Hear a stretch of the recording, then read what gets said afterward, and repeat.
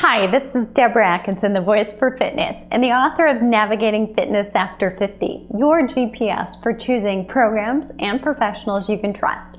But you didn't click here to get information about that book. I want to share with you some secrets about core exercise and back and core care.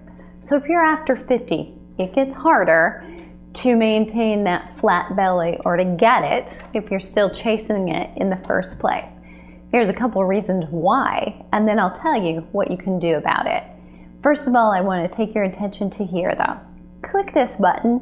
If this is a helpful tip, I want you to go there and get involved in the active aging secrets. So aging makes it sound like it's much older than you, I know. But for those of us who are baby boomers and beyond, I specifically take all the research that comes into my inbox, and there is a lot right now, and make that practical application that you can use for your exercise routine today, tomorrow, and the next day. And right now, that's never been more important because there's so much of it, and because those of us who are aging want to change the way we age, so it's very different than generations before us. So back to core. Let's talk about why it's so easy to put on weight, so hard to take it off. Number one is hormones. Probably after the age of about 45 for some of us, happens at maybe 50, 55 for others, but that perimenopause and menopausal years that we go through adds weight really easily, but especially around the midsection, where maybe never before have you carried it there. Suddenly, you can't get rid of it there, and you're still eating about the same, you're still exercising about the same. So why? Part of it is just hormones. From that time of your life, the hormones that you've got, plus looking at what else is going on in your life. If you've got a lot of stress, maybe you have aging parents, maybe you have approaching retirement and finances because of some of the economy issues we've gone through, maybe your retirement isn't quite what you thought it was going to be. Maybe you've got younger children and older parents, so you're sandwiched between still working, want to play, and you get the idea. I understand where you're coming from. You got a similar situation going on.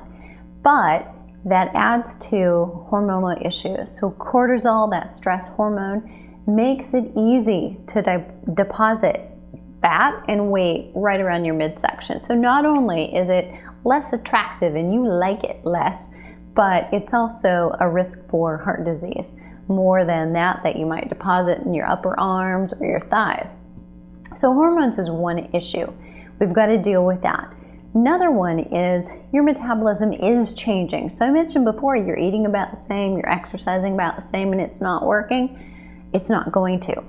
You're going to have to make some changes as you age. Now, if you stay active and you change what you're eating, you may see better results right away. That in itself, if you start to exercise more and eat right, may also help your stress level. So here are the questions you should have right now. What is eating right? And what is exercising differently or exercising better? That is the question. That's what I'm developing a webinar series for in 2014. And I'd love for you to join me. And if you join this list, I will send you information within the next few weeks talking about the Well webinars.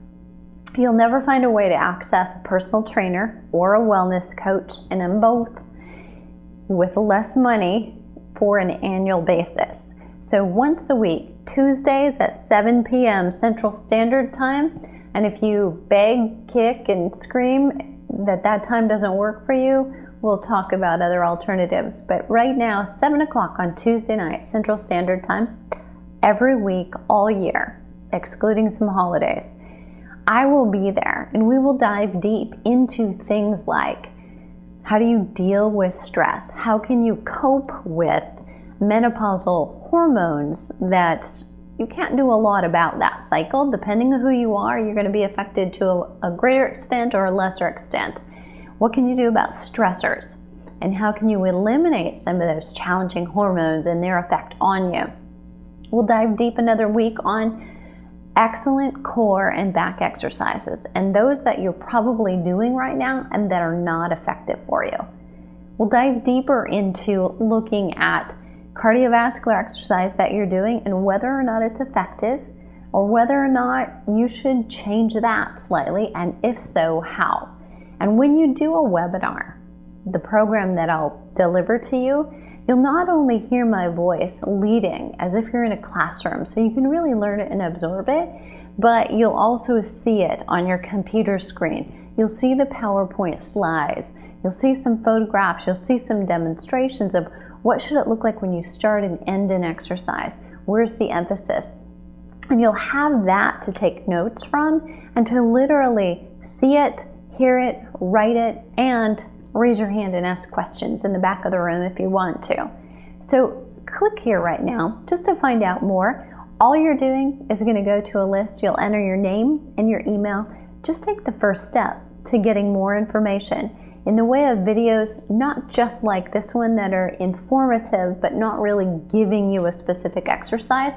I will begin sending you core exercises, ways to strengthen your hip so that both you can tone them up but also decrease risk of falls now and in the next 10 to 15 years when it gets more significant risk for you and for me both. And I'll see you on the other side.